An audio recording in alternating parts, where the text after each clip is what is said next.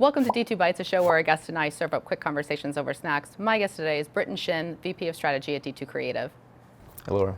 And we are talking about the good, the bad, and the ugly when it comes to working with an agency.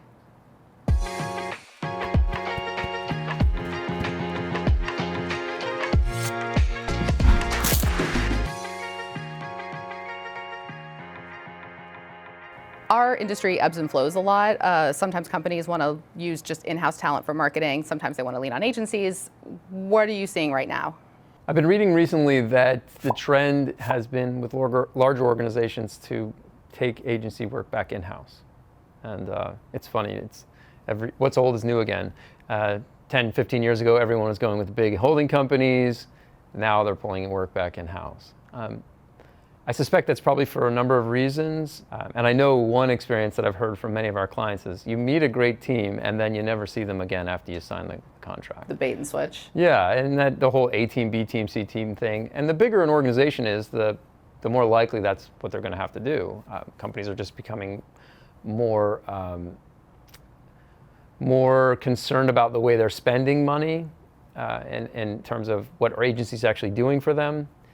You know, if you have an agency that's reporting to you impressions on ads, and that's what you get every time you talk to them, and they're charging you lots of money for that, that's sort of an older model where we're looking at impressions or views of things. And today, the expectation is more that you are actually benefiting the business in a meaningful way and that there's some clear path to return on investment that's easy to see. I talked about data in another episode with Melissa, and I think that the more data that's available with marketing, the more data that you can present and just prove the impact that marketing is having.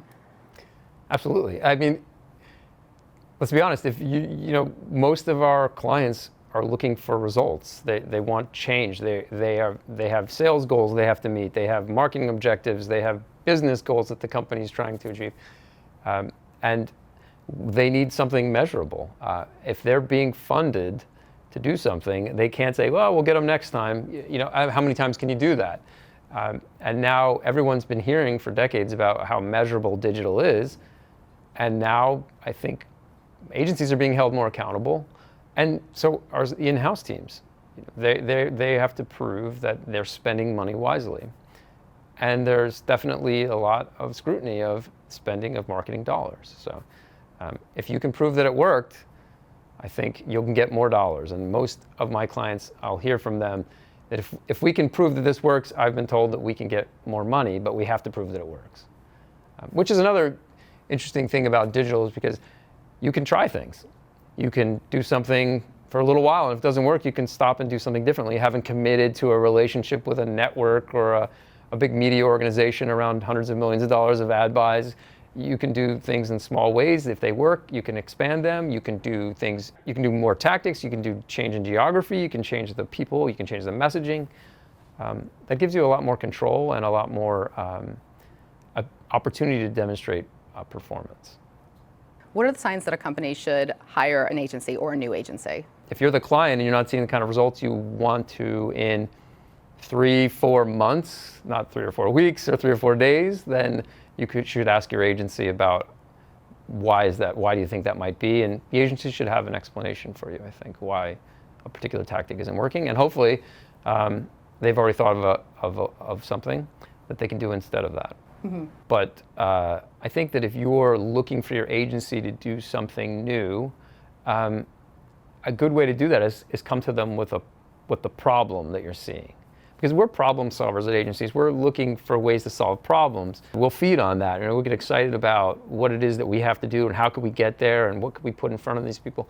What will they react to? What won't they react to? Where are they? When are they going to be there? All those things. That can excite us. Talk a little bit more about the RFP process while we're going down that route. Where do you think there's improvement opportunities? In my experience, the process is very impersonal. So when you meet people in person or virtually in a Zoom meeting or something like that, you can look at their faces, you can see, you can ask them some questions.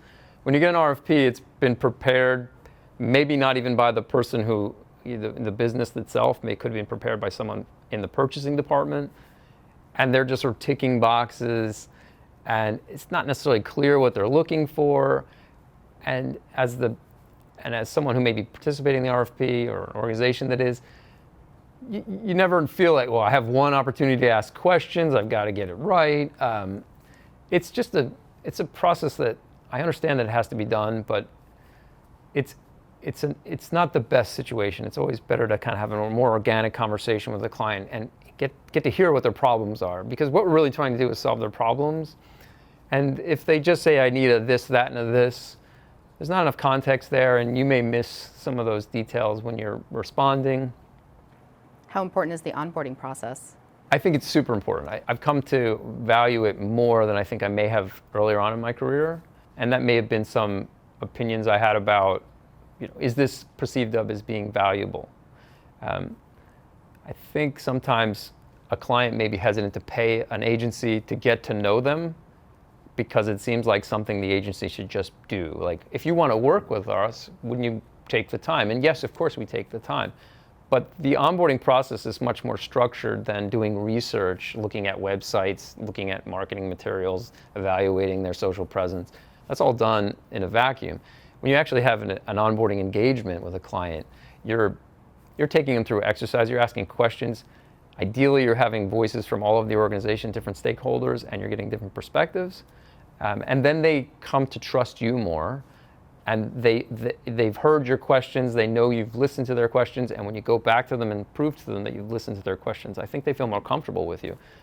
Nobody wants to not be heard, and if you don't do any kind of onboarding or any process where you're not asking those questions and you're just responding in documents and things like that, there'll be things you didn't ask, they didn't tell you, and then their expectation would be missed because they would say, well, you didn't do the thing I wanted to do. So that's why I think it's really important to get to know the organization too. That's it for today's Bite Size Chat. Thank you for joining me. My pleasure. Catch you next time on D2 Bites.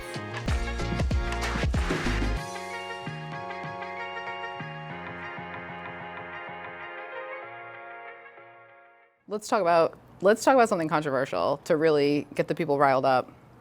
Pineapple on pizza. What's your take? It's Canadian. I didn't know that. Oh.